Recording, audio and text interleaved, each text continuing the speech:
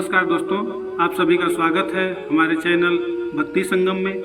आज मैं आपको निर्जला एकादशी व्रत कथा पूरा सुनाने वाला हूं, तो चलिए ध्यान दीजिएगा, वीडियो को स्किप नहीं करिएगा। बहुत ही पुण्यदायी ये कथा है। इसको करने से सारे पाप नष्ट हो जाते हैं और स्वर्ग की प्राप्ति होती है। तो चलिए कथा में आगे बढ़ते हैं। निर्जला एकादशी का व्रत ज्येष्ठ मास के शुक्ल पक्ष की एकादशी तिथि को किया जाता है। हिंदू धर्म में एकादशी व्रत का मात्र धार्मिक महत्व ही नहीं है, ये व्रत मानसिक एवं शारीरिक स्वास्थ्य के नजरिए से भी बहुत महत्वपूर्ण है। एकादशी का व्रत भगवान विष्णु की आराधना को समर्पित होता है। इस एकादशी का व्रत करके श्रद्धा और सामर्थ्य के अनुसार दान करना चाहिए। इस दिन विधि पूर्वक जल कलश का दान करने वालों को पूरे साल की एकादशियों का फल मिलता है। इस प्रकार जो इस पवित्र एकादशी का व्रत करता है वह समस्त पापों से मुक्त हो जाता है। एक बार बहुभोजी भीमसेन ने व्यास जी के मुख से प्रत्येक एकादशी को निराहार रहने का नियम सुनकर विनम्र भाव से निवेदन किया कि हे महाराज, मुझसे कोई व्रत नहीं किया जाता।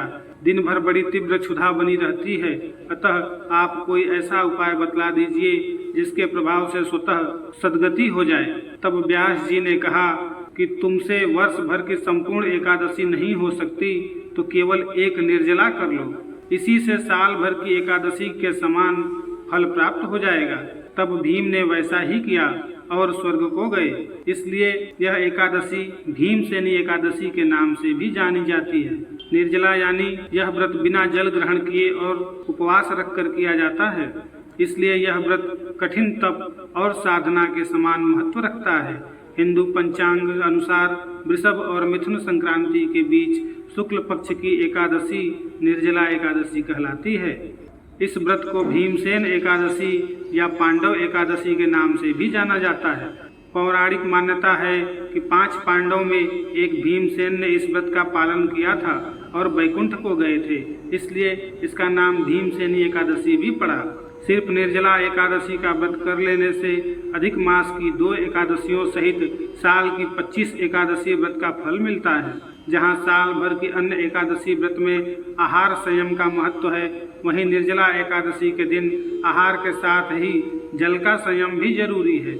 इस व्रत में जल ग्रहण नहीं किया जाता है, यानी निर्जल रहकर व्रत का पालन किया जाता है। यह व्रत मन को संयम सिखाता है और शरीर को नई ऊर्जा देता है। यह व्रत पुरुष और महिलाओं दोनों द्वारा किया जा सकता है। व्रत का विधान है, पवित्रीकरण के समय जल आचमन के अलावा अगले दिन सूर्योदय तक पानी नहीं पिए। दिन भर कम बोलें और हो सके तो मौन रहने की कोशिश करें। दिन भर न सोएं, ब्रह्मचर्य का पालन करें, झूठ न बोलें, गुस्सा और विवाद न करें।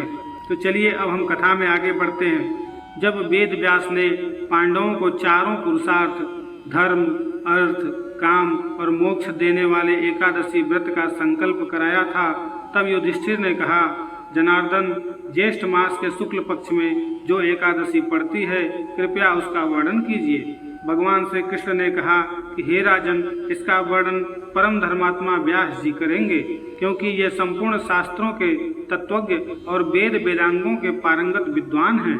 तब वेद व्यास जी कहने लगे, कृष्ण और शुक्ल पक्ष की एकादशी में अन्न खाना वर्जित है। द्वादशी को स्नान करके पवित्र होकर फूलों से भगवान केशव की पूजा करें, फिर पहले ब्राह्मणों को भोजन देकर अंत में स्वयं भोजन करें। यह सुनकर भीमसेन बोले, परम बुद्धिमान पितामह, मेरी उत्तम बात सुनिए। राजा युधिष्ठिर, माता कुंती, द्रौपदी, अर्जुन, नकुल और सहदेव ये एकादशी को कभी भोजन नहीं करते तथा मुझसे भी हमेशा यही कहते हैं कि भीमसेन, एकादशी को तुम भी न खाना खाया करो। परंतु मैं उन लोगों से यही कहता हूँ कि मुझसे भूख नहीं सही जाएगी। भीमसेन की बात सुनकर व्यास जी ने कहा, यदि तुम नरक को दूषित समझते हो और तुम्हें स्वर्गलोक की प्राप्ति की अभिष्ट है, तो दोनों पक्षों की एकादशियों के दिन भोजन नहीं करना। भीमसेन बोले, महाबुद्धिमान पितामह, मैं आपके सामने सच कहता हूँ, मुझसे एक बार भोजन करके भी व्रत नहीं किया जा सकता, तो फिर उपवास करके मैं कैसे रह सकता हूँ। मेरे उदर में वृक नामक अग्नि सदा प्रज्वलित रहती है, अतः जब मैं बहुत अधिक खाता हूँ तभी यह शांत होती है। इसलिए महामुनि, मैं पूरे वर्ष भर में केवल एक ही उपवास कर सकता हूँ, जिससे स्वर्ग की प्राप्ति सुलभ हो तथा जिसके करने से मैं कल्याण का भागी हो सकूं। ऐसा कोई एक व्रत निश्चय करके बताइए, मैं उसका यथोचित रूप से पालन करूँगा।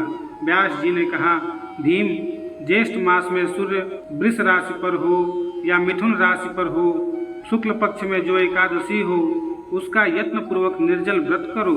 केवल कुल्ला या आचमन करने के लिए मुख में जल डाल सकते हो, उसको छोड़कर किसी प्रकार का जल विद्वान पुरुष मुख में न डालें, अन्यथा व्रत भंग हो जाता है। एकादशी को सूर्योदय से लेकर दूसरे दिन के सूर्योदय तक मनुष्य जल का त्याग करे तो यह व्रत पूर्ण हो जाता है। इसके बाद द्वादशी को प्रभात काल में स्नान करके ब्राह्मणों को विधि पूर्वक जल और सुवर्ण का दान करे।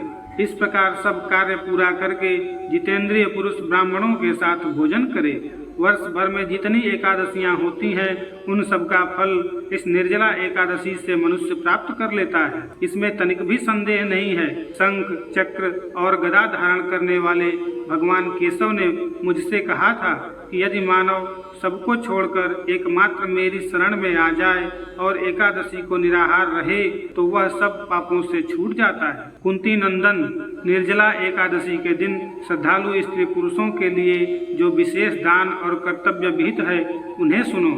उस दिन जल में शयन करने वाले भगवान विष्णु का पूजन और जलमयी धेनु यानी पानी में खड़ी गाय का दान करना चाहिए। सामान्य गाय या घी से बनी गाय का दान भी किया जा सकता है। इस दिन दक्षिणा और कई तरह की मिठाइयों से ब्राह्मण को संतुष्ट करना चाहिए। उसके संतुष्ट होने पर श्री हरि मोक्ष प्रदान करते हैं। जिन्होंने श्री हरि की पूजा और रात्रि में जागरण करते हुए इस निर्जला एकादशी का व्रत किया है, उन्होंने अपने साथ ही बीती हुई 100 पीढ़ियों को और आने वाली 100 पीढ़ियों को भगवान वासुदेव के परम धाम में पहुंचा दिया है। निर्जला एकादशी के दिन अन्न, वस्त्र, गौ, जल, शैया, सुंदर आसन, कमंडल तथा छाता दान करने चाहिए। जो श्रेष्ठ तथा सुपात्र ब्राह्मण हो, उसे जूता दान करना चाहिए। वह सोने के विमान में बैठकर स्वर्ग लोक में प्रतिष्ठित होता है। जो इस एकादशी की महिमा को भक्ति पूर्वक सुनता अथवा उसका वर्णन करता है, वह स्वर्ग लोक को जाता है। चतुर्दशी युक्त अमावस्या को सूर्य ग्रहण के समय श्राद्ध करके मनुष्य जिस फल को प्राप्त करता है, वही फल इस कथा को सुनने से भी मिलता है। भीमसेन, ज्येष्ठ मास में शुक्ल पक्ष की जो शुभ एकादशी होती है, उसका निर्जल व्रत करना चाहिए। उस दिन श्रेष्ठ ब्राह्मणों को शक्कर के साथ जल के घड़े दान करने चाहिए। ऐसा